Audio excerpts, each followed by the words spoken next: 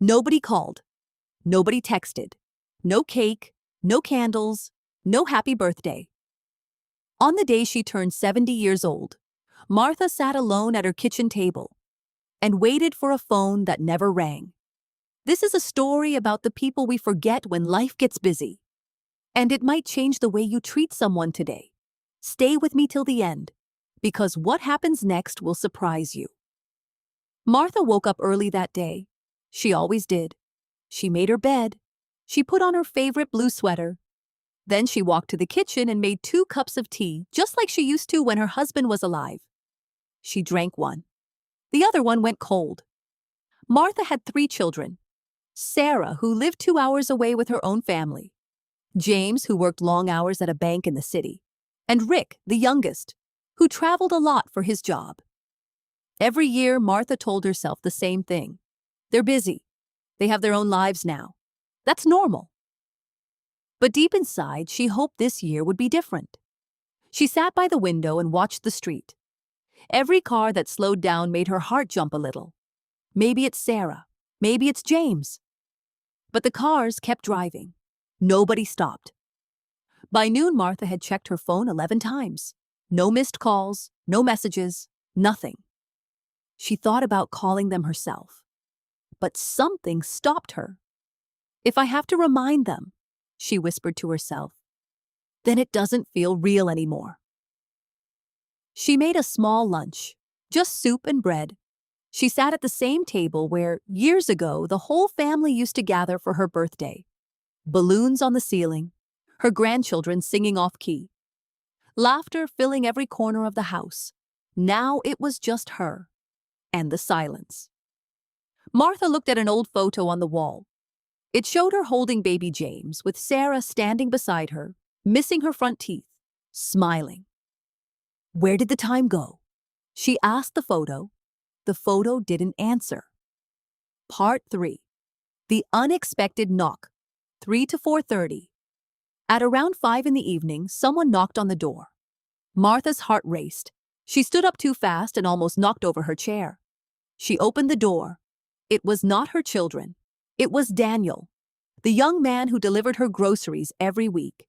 He was maybe 22 years old, always polite, always in a hurry. But today, he wasn't in a hurry. "Mrs. Martha," he said, holding a small paper bag, "I remembered you mentioned your birthday last week when I dropped off your groceries, so I got you something." Inside the bag was a small cupcake with 1 candle and a card that simply said, "Happy birthday. You matter." Martha's eyes filled with tears, not because of the cupcake, but because a stranger remembered what her own children forgot. She invited Daniel in for tea. They talked for almost an hour. He told her about his mother, who had passed away 2 years ago. Martha told him about her husband and the birthdays they used to celebrate together. For 1 hour, the loneliness disappeared. After Daniel left, Martha's phone rang. It was Sarah. "Mom, oh my God, I'm so sorry. I just remembered. It's your birthday. I've been so busy with the kids and work, I completely lost track of the days. Can you forgive me?" Martha paused for a moment. In the past, this would have hurt her deeply, but today felt different. "It's okay, sweetheart," Martha said softly. "I understand life gets busy. Just call me sometimes. Not because you have to, because you want to." Sarah promised she would visit that weekend. James called an hour later, full of apologies too. Even Rick sent a long message from another country, saying how sorry he was. Martha forgave them all, because that's what mothers do.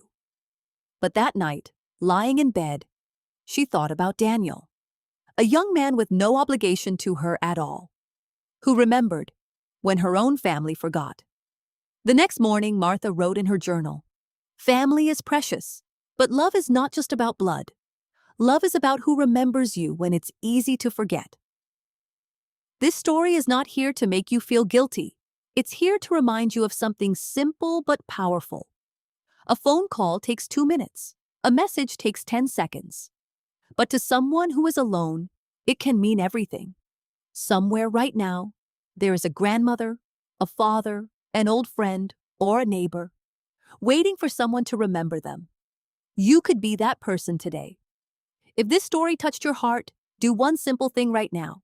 Pick up your phone, call someone you haven't talked to in a while. Your mom, your dad, your grandparent, an old friend. Don't wait for a special occasion. Be their reason to smile today.